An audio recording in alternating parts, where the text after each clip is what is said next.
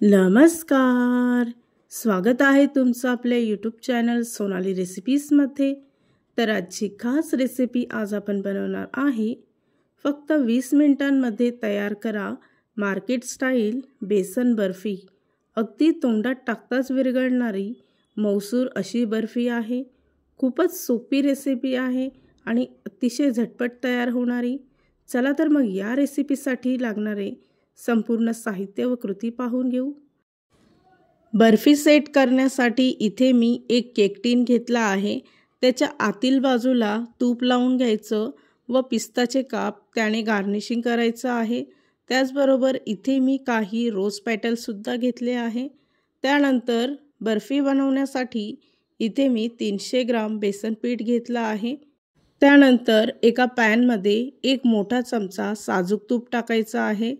त्यामध्ये 300 ग्राम बेसन पीठ टाकून 2 मिनिटासाठी हाय फ्लेमवर बेसन भाजून घ्यायचं आहे. 2 मिनिटानंतर गॅसचा फ्लेम मंद आचेवर ठेवून साधारणतः पुन्हा एकदा 10 मिनिटासाठी बेसन भाजून घ्यायचं आहे. अशी पद्धत वापरून जर का तुम्ही बेसन भाजत असाल तर बेसन बर्फी आतून कच्ची राहणार नाही आणि बेसनसुद्धा अगदी खरपूस भाजलेलं असेल. तर ही योग्य पद्धत आहे. ही पद्धत तुम्ही एकदा वापरून बघा. आणि यामध्ये तुम्हाला बेसन भाजण्यासाठी जास्त तुपाचीही गरज नाही लागत.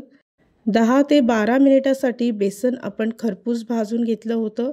त्यानंतर इथे मी अर्धी वाटी साखर घेतली आहे. ज्या वाटीने मी बेसन पीठ घेतलं त्याच वाटीने साखर घेतली आहे. त्यामध्ये 2 वेलची टाकून मिक्सरला साखर दळून घेतली आहे. दळलेली साखर भाजलेल्या बेसन पिठामध्ये टाकायची व 2 मिनिटासाठी मंद आचेवर मिक्स करून घ्यायचं आहे. पिठी साखरऐवजी तुम्ही जर अख्खी साखर जरी टाकली तरीसुद्धा चालेल, पण साखर जर दळलेली असेल त्यामुळे बर्फी तयार होण्यासाठी कमी वेळ लागतो व साखरसुद्धा लगेचच मेल्ट होते. मिश्रण पूर्णपणे एकत्रित करायचं आहे. तयार केलेल्या मिश्रणामध्ये पुन्हा एकदा 1 चमचा साजूक तूप टाकलं आहे व पुन्हा एकदा मिश्रण 1 मिनिटासाठी मंद आचेवर भाजून घ्यायचं आहे. बेसन बर्फीसाठी लागणारं मिश्रण इथे तयार झालं आहे. त्यानंतर आपण हे एकजीव करून घेऊ. तयार झालेल्या मिश्रणाची बर्फी सेट करायला ठेवायची आहे. तर त्यासाठी इथे मी आधीच एक केक टीन घेतला होता.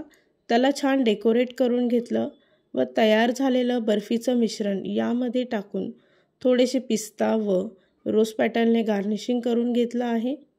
5 मिनिटासाठी मी मिश्रण फ्रीजमध्ये ठेवलं होतं. 5 मिनिटामध्ये इथे आपली बेसनची बर्फी सेट झाली आहे. त्यानंतर आवडीप्रमाणे ती कट करून घ्यायची. या रेसिपीसाठी लागणारे संपूर्ण साहित्य व कृती मी तुम्हाला डिस्क्रिप्शन बॉक्समध्ये दिले आहेत, तर तुम्ही तिथे जाऊन चेक करू शकता. तयार झाली आहे आजची खास रेसिपी. तोंडात टाकताच विरघळणारी मऊसर अशी बेसनची बर्फी. खूपच सोपी रेसिपी आहे आणि अतिशय झटपटीत तयार होणारी. ही रेसिपी तुम्ही नक्की ट्राय करा. तुम्हाला खूपच आवडेल. आणि जर का तुम्हाला हा आजचा व्हिडिओ आवडला असेल तर प्लीज लाईक, शेअर आणि कमेंट करा. चॅनलवर नवीन असाल तर सबस्क्राईब करा. सबस्क्राईब केल्यामुळे काय होईल, जेव्हा मी रेसिपीचा नवीन व्हिडिओ अपलोड करेल तर त्याचं नोटिफिकेशन तुमच्या मोबाईलवर येईल. आणि पुन्हा भेटूया आपण अशीच एक रेसिपी घेऊन.